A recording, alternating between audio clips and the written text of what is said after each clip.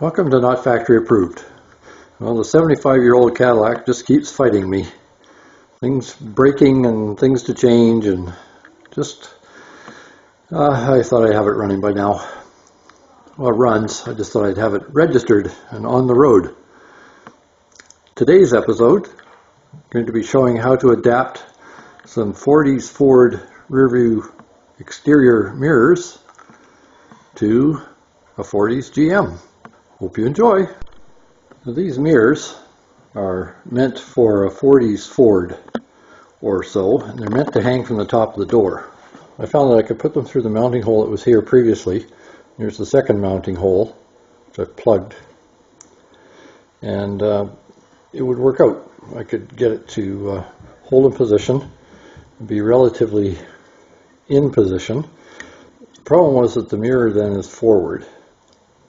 So rather than trying to muck around filling a hole, I could have plugged it, I guess, but a friend of mine gave me some 3/8 stainless steel pipe, which fits perfectly. So I polished it, put a longer screw in, holds the mirror. I can now see it properly for backing up. So that's a 3/4 inch piece. Looks like it actually is part of the mirror to me. Doesn't look like it's too hokey. Passenger side is a little different. We'll get to that. Now on the passenger side, it's a little different. I'm happy with the work. I'm just maybe not happy with the mod.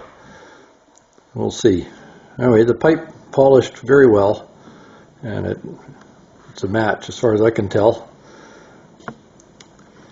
So I've put this piece, which is about 1.5 inches, a little bit longer, might be 1 3/4 inches, just to try and get the mirror back to where I can see it. This actually should have been mounted up here and hung down, which I was going to do, but there was already holes on the other side, and I never thought about how it would actually fit on this side. I thought it wouldn't be a problem, but it doesn't reach far enough back to get into the vent window. So I extended it. See how that works out. So this is just a 2-inch screw. I retapped this since it was metric to number 832. And now I can see. I can actually use that mirror.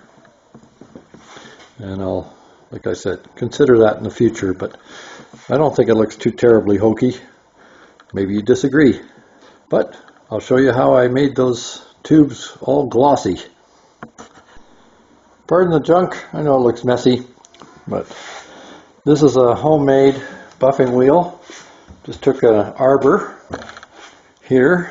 I'll show you this arbor, which is an off-the-shelf one. It's right and left-hand thread. I've got the buffing wheels, which I've bought mostly from Eastwood, and the compound. Eastwood compound works quite well. I bought this cheaper compound previously and it doesn't work as well. But they have some stainless steel polish, and I've got that. That's this one, and they mark it off. They mark the dot to say what it is. So you just load up the wheels and keep rubbing until you get the shine you like. And I cut it off. This is how it starts. It's a little bit dull, using this pipe cutter. It does leave marks. They'll mostly buff out, but not completely. If you look, you might be able to see them there reflecting. Again, not real obvious, but it is there. So the buffing takes about 5 minutes to get this up to a really good shine. Load up the wheel.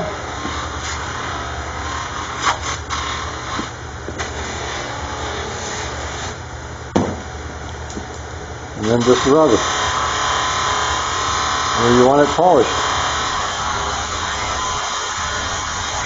You see there's starting to be a pretty substantial difference there. This one's got some scratches on it. And then you keep checking with the fine one, see if it's the polish you want.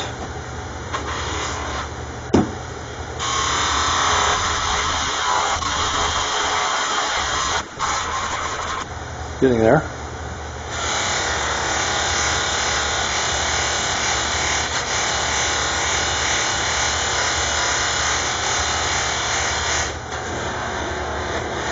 Built up static, I'm getting zapped the bumper of the car.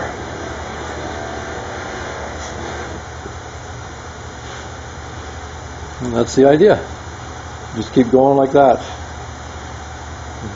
A few more minutes, it would be polished up. You can see there's some pitting here. And because of the scratches that are already there, it might be just as well to try a different section. But you can get quite a good shine out of it fairly quickly. So if you don't have a buffing setup and you want some shiny stainless steel or chrome, it's the way to go. Gets a lot better shine and takes out pits and so on that hand polishing won't.